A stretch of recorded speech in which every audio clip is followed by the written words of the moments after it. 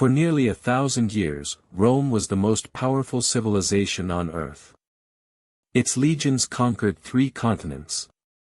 Its laws, roads, and language shaped the modern world. And then, seemingly overnight, it all came crashing down. How does the greatest empire the world had ever seen simply collapse? The truth is, it didn't happen overnight at all. Rome's fall was centuries in the making, a slow unraveling caused by a perfect storm of problems, any one of which alone might not have been fatal. By the 3rd century AD, cracks had already begun to show. In just 50 years, Rome burned through more than 20 different emperors, most of them murdered, overthrown, or killed in battle before they could finish a single term. This era became known as the crisis of the 3rd century, a period of such extreme political instability that the empire nearly split apart completely, decades before its actual collapse. Behind this chaos lay a problem far more dangerous than any single bad emperor: money. Rome's economy was quietly rotting from within. To pay for constant wars and an increasingly bloated government, emperors began debasing Roman currency, mixing silver coins with cheaper metals. The result was brutal inflation. Prices soared.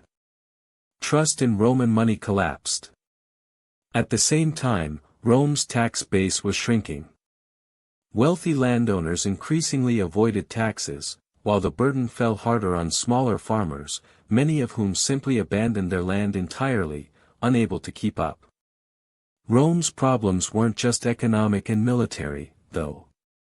Nature itself seemed to turn against the empire. A shift in global climate, now known as the Late Antique Little Ice Age, brought colder temperatures, failed harvests, and widespread famine across Roman territories.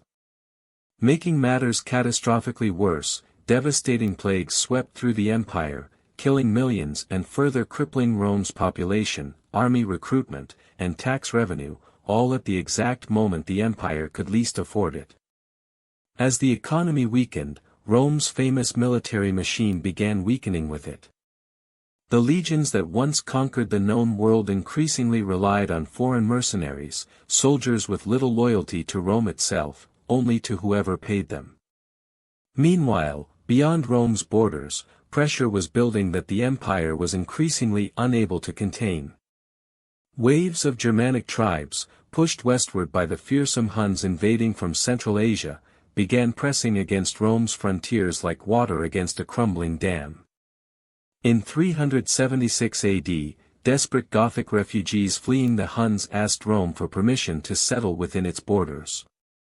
Rome agreed, but treated the Goths so poorly, with corruption, exploitation, and broken promises, that within 2 years, the relationship exploded into open war. At the Battle of Adrianople in 378 AD, the unthinkable happened. A Roman emperor, Valens, was killed in battle, and a large portion of Rome's elite eastern army was annihilated by the very people they had refused to treat as equals. It was a wound the empire never fully recovered from. And it was only the beginning. In 395 AD, the Roman Empire made a decision that would prove fateful. It formally split into 2 halves, an Eastern Empire ruled from Constantinople, and a Western Empire, centered on Rome itself. The wealthier, more stable Eastern half would go on to survive for another 1,000 years, eventually becoming what we now call the Byzantine Empire. The Western half, however, was running out of time. The Western Empire's defenses were stretched impossibly thin, its treasury nearly empty, and its once feared legions increasingly hollow, more myth than military reality. Then, in 410 AD, something happened that would have been unimaginable a century earlier. A Visigothic king named Alaric led his army directly into the city of Rome itself. For 3 days, Rome, the city that had stood untouched by foreign enemies for nearly 800 years, was sacked. It wasn't the end of the empire.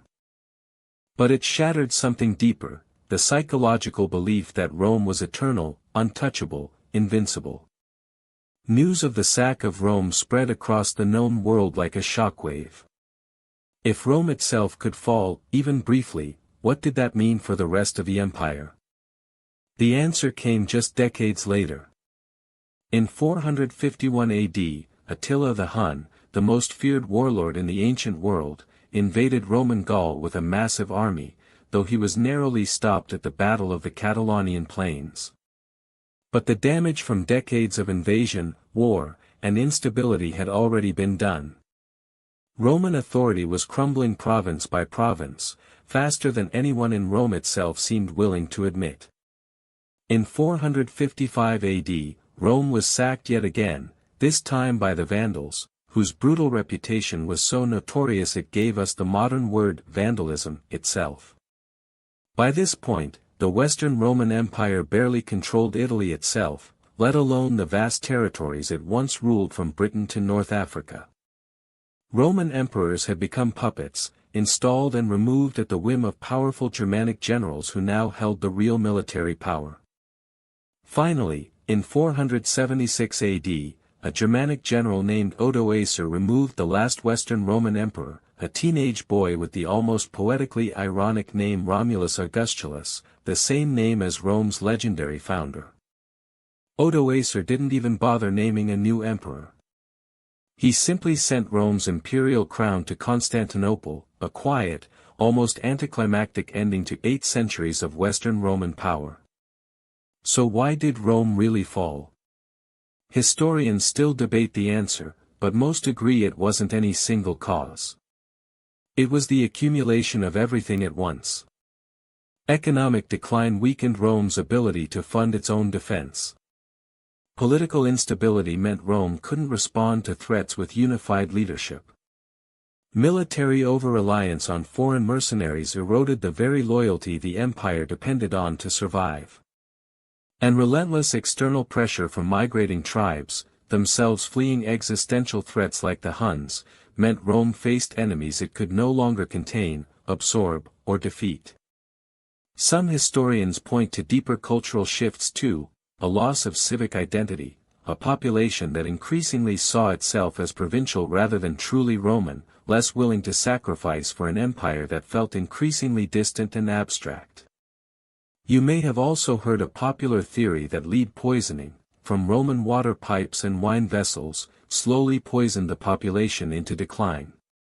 While Romans certainly used lead extensively, most historians today consider this a minor factor at best, one of many colorful explanations that oversimplify a far more complicated collapse.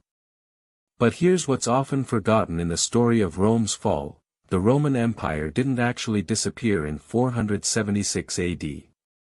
It simply lost its western half. The Eastern Roman Empire, centered on the magnificent city of Constantinople, continued for nearly another 1,000 years, preserving Roman law, Roman administration, and Roman identity long after the city of Rome itself had fallen into decline.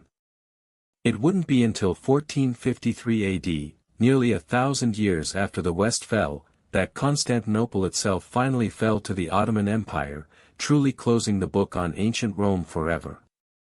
Rome's fall wasn't really an ending at all.